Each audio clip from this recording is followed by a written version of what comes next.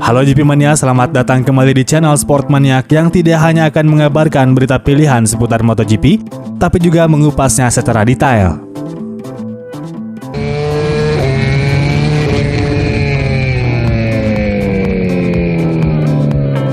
Honda belum pernah memenangkan satu balapan sekalipun pada tahun ini. Sebagai tim besar dan memiliki pembalap kuat sekali Marc Marquez, sangat disayangkan jika tidak menorehkan satu podium tertinggi pada satu musim. Memang Marc Marquez sudah 99,9% sehat, namun motornya belum konsisten, kadang cepat, kadang lambat. Honda terbaru sedikit membingungkan saya. Saat saya memperkirakan banyak masalah, motor malah berjalan baik, kadang sebaliknya, kata Marc Marquez saat balapan di Phillip Island. Siapa tahu di seri penutup dia bisa menyumbang satu kali medali emas untuk tim sayap emas, dan kebetulan motornya lagi dalam kondisi baik di balapan rumahnya. Yang jadi pertanyaan, apakah Marquez akan menjadi kawan atau lawan bagi Fabio Quartararo di Valencia? Bukan kawan atau lawan dalam arti membantu ya, karena secara tidak langsung dia akan menghambat kemenangan Quartararo jika Marc ingin menang. Berat bagi pembalap Yamaha untuk menang di Valencia, sementara Alex Rins yang akhir-akhir ini gacor, serta Alex Espargaro berebut peringkat ketiga dunia, dan pembalap Spanyol lain juga ingin menang dalam balapan kandang. Jadi ibarat pembalap Ducati tidak balapan sekalipun, Fabio Quartararo punya banyak musuh di sana.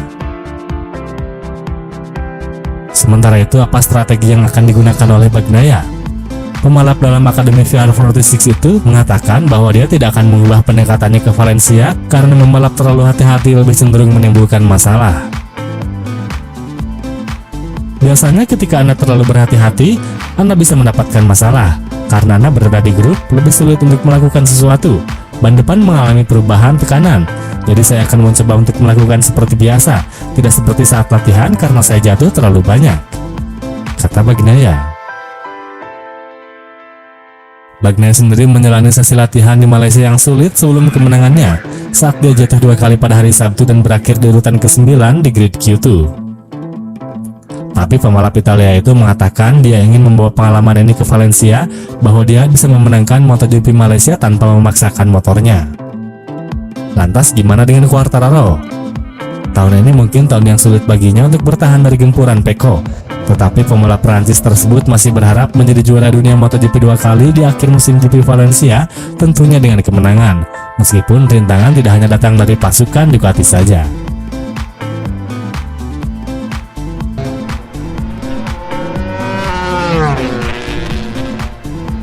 Pembalap Monster Energy Yamaha Fabio Quartararo memberikan kritikannya terhadap Yamaha untuk mempersiapkan segalanya dengan sebaik-baiknya dalam menghadapi musim depan. El Diablo meminta Yamaha agar mempersiapkan motor terbaik untuk bersaing dalam kejuaraan. Permintaan itu disanggupi oleh Yamaha dengan menjanjikan proyek yang bagus pada musim depan. Hal itu juga jadi salah satu yang membuat Quartararo akhirnya bersedia memperpanjang kontraknya bersama Yamaha setelah drama yang terjadi pada awal-awal musim. El Diablo sudah jelas menginginkan motor yang jauh lebih bertenaga. Pada musim ini, Quartararo dibilang sudah kalah telak dari para rival-rivalnya hingga menyebabkannya kesulitan dalam bersaing. Kami harus menciptakan motor yang lebih cocok untuk balapan dalam satu paket. Kita tidak perlu memikirkan tentang memiliki kecepatan sebanyak mungkin di tikungan. Motornya harus lebih disesuaikan dengan lawan-lawan kami. Kami harus mengambil tikungan yang lebih ketat. Dengan kecepatan yang lebih rendah, bagi saya ini adalah hal yang paling penting, kata Quartararo. Managing Director Yamaha Lin Jarvis bahkan mengakui bahwa motor yang dimiliki saat ini terlemah di grid.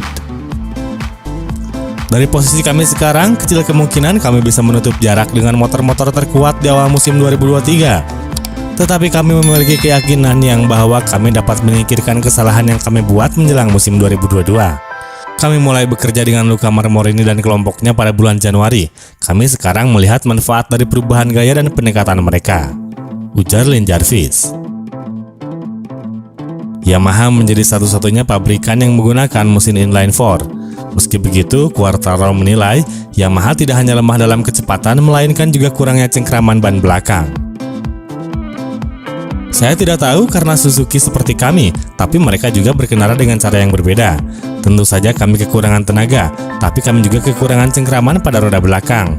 Kami harus mengusahakan itu. Kami harus mengambil tikungan yang lebih ketat.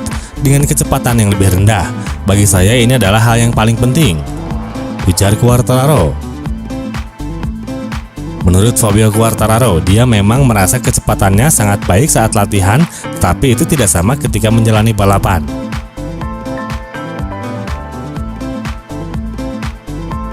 Saat sendirian, saya sama cepatnya di Austria yang bukan trek terbaik bagi kami. Saya memiliki kecepatan terbaik. Tetapi kita harus menyadari bahwa kita membutuhkan motor yang bisa digunakan untuk memperebutkan kemenangan, dan bukan motor yang hanya cepat dalam latihan. Lagi pula itu tidak masuk akal, pungkas Quartararo.